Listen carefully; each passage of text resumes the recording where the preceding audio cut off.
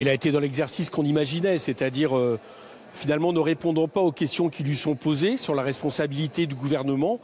À l'entendre, on a l'impression que cette affaire a démarré le 18 juillet lorsque le journal Le Monde l'a révélé. Mais le problème, c'est qu'elle a démarré le 2 mai et que le gouvernement, comme l'Élysée d'ailleurs, aucun des deux n'a pris les mesures qu'il fallait.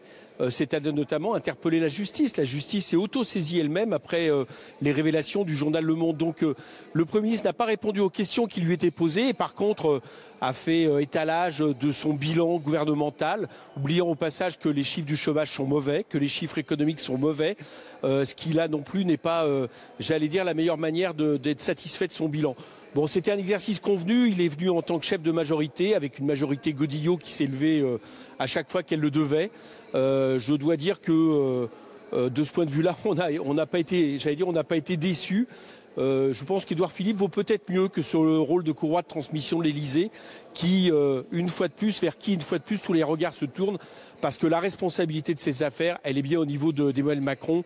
Et quelque part, le gouvernement, de par son irresponsabilité pendant toute cette affaire Macron-Benalla, et ce qu'il va maintenant continuer d'ailleurs, du coup est responsable politiquement. Cette irresponsabilité est une responsabilité. Qu'attendiez-vous de lui exactement, puisqu'il ne vous a pas convaincu? Quelles sont les questions que vous aimeriez lui poser? Déjà, on souhaitait qu'il vienne devant l'Assemblée nationale. Parce qu'il peut nous expliquer ce qu'il veut, mais depuis que ça a éclaté, cette affaire, depuis le 19 juillet, on souhaite que le gouvernement vienne s'expliquer devant l'Assemblée. Donc je rappelle qu'il est responsable politiquement devant les représentants du peuple que nous sommes. Donc ces motions de censure, je vous rappelle déjà que c'était pour exiger que Édouard Philippe soit là aujourd'hui. La deuxième chose, c'est que certes, nous aurions quand même aimé l'entendre.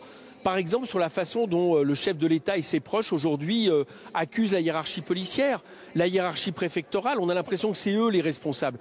Et puis au final, il y a quelque chose qui est très dérangeant, presque une vision un peu complotiste de l'histoire.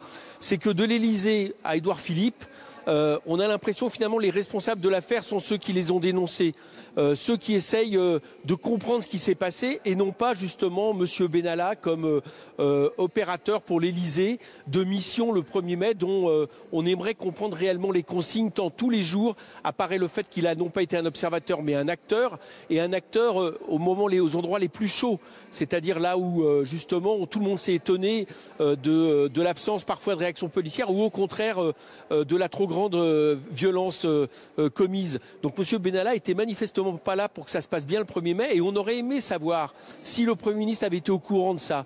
Le préfet a dit non. La hiérarchie policière a dit non. Est-ce que le Premier ministre n'a pas été étonné à un moment donné pendant quelque temps quand même que quelqu'un qui vienne de l'Élysée tape des opposants et vienne jouer un rôle majeur? Est-ce qu'il n'est pas étonné que l'Élysée, ça lui a été posé comme question, organise sa propre sécurité, parfois loin des endroits où Emmanuel Macron est présent? Tout ça est un problème vis-à-vis de la séparation des pouvoirs et là, on n'a eu aucune réponse d'Édouard Philippe. Donc qui ne dit mot consent. J'estime donc qu'Édouard Philippe est aujourd'hui complice de la politique menée de manière anormale par Emmanuel Macron. Une dernière question, Éric Coquerel. Le vote va avoir lieu un petit peu plus tard. Vous allez voter les 2 motions de censure ce soir? Oui, nous l'avons dit. Tout à l'heure, Jean-Luc Mélenchon prendra la parole pour nous dans quelques minutes maintenant et nous l'expliquerons ainsi. C'est que nous sommes, vous le savez, Jean-Luc Mélenchon était le premier à avoir demandé des motions de censure de tous les groupes d'opposition parce que pour le coup, et ça devrait quand même aussi interroger quelqu'un comme Édouard Philippe, c'est pas la coalition, j'allais dire comme il a essayé de le faire croire, des bandes droites et des bandes gauches. C'est que là, il y a un réflexe républicain de gens qui pensent qu'on ne peut pas faire n'importe quoi avec l'État, qu'on ne peut pas privatiser la République au service de je ne sais quoi, comme le fait M. Macron.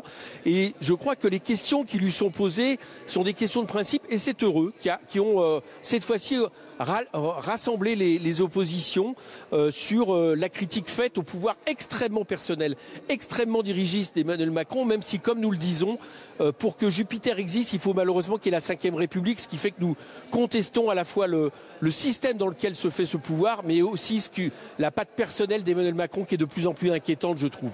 Merci beaucoup, Éric Coquerel.